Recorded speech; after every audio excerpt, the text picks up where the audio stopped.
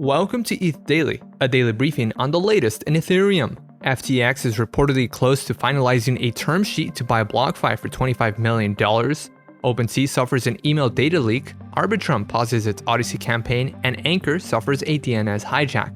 All this and more from ETH Daily starts right now.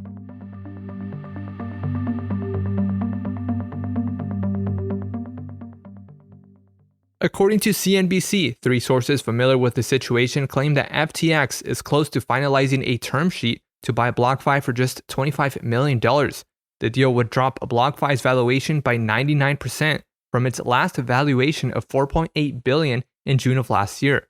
BlockFi CEO Zach Prince has since tweeted in response to the matter, stating, quote, "I can 100% confirm that we aren't being sold for $25 million," end quote. This comes a week after FTX provided a $250 million emergency line of credit to the company. BlockFi had also liquidated a $1 billion loan provided to Three Arrows Capital. The loan was collateralized by BTC and GBTC, but BlockFi reportedly struggled to liquidate GBTC amid a significant depeg in the asset. OpenSea notified users of a data breach affecting user email addresses. An employee at Customer.io, an email vendor used by OpenSea, misused their access to download and share email addresses with an unauthorized third party. The breach affected newsletter subscribers as well as anyone that provided an email address in their account. The marketplace advises anyone that has shared their email with OpenSea in the past to assume they were impacted. Users should be highly cautious of phishing attempts and are advised to never download anything from an OpenSea email. Arbitrum announced the pause of its Odyssey campaign, an 8-week program that rewards users with NFTs for using various protocols on the network. The pause came as heavy traffic led to higher than expected gas fees. At one point, token swap gas fees on Arbitrum surpassed those on Ethereum. The issue was tied to capacity throttling, causing increasing gas prices during traffic surges.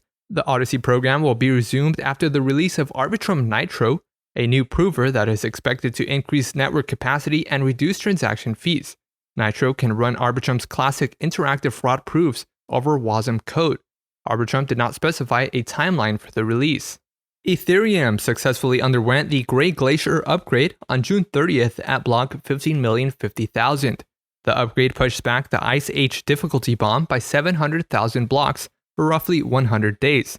The difficulty bomb is a mechanism intended to make proof-of-work mining much more difficult and unprofitable as the network shifts to proof-of-stake. This type of upgrade has been done in the Byzantine, Constantinople, Mirror Glacier, London, and Arrow Glacier network upgrades. Since Robson has already transitioned to proof-of-stake, the difficulty bomb only affects Ethereum mainnet. Grey Glacier will mark the last hard fork on Ethereum before the merge, so long as the merge goes live within the next 100 days.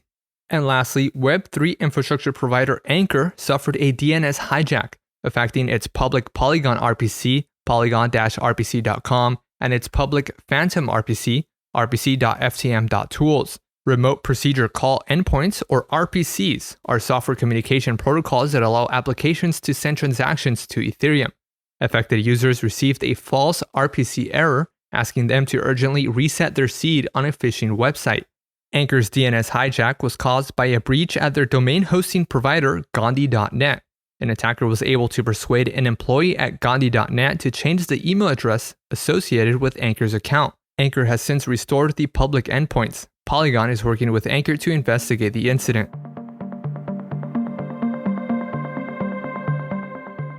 This has been a roundup of today's top news stories from ETH Daily. You can support this podcast by subscribing anywhere you listen and leaving us a review on Apple Podcasts.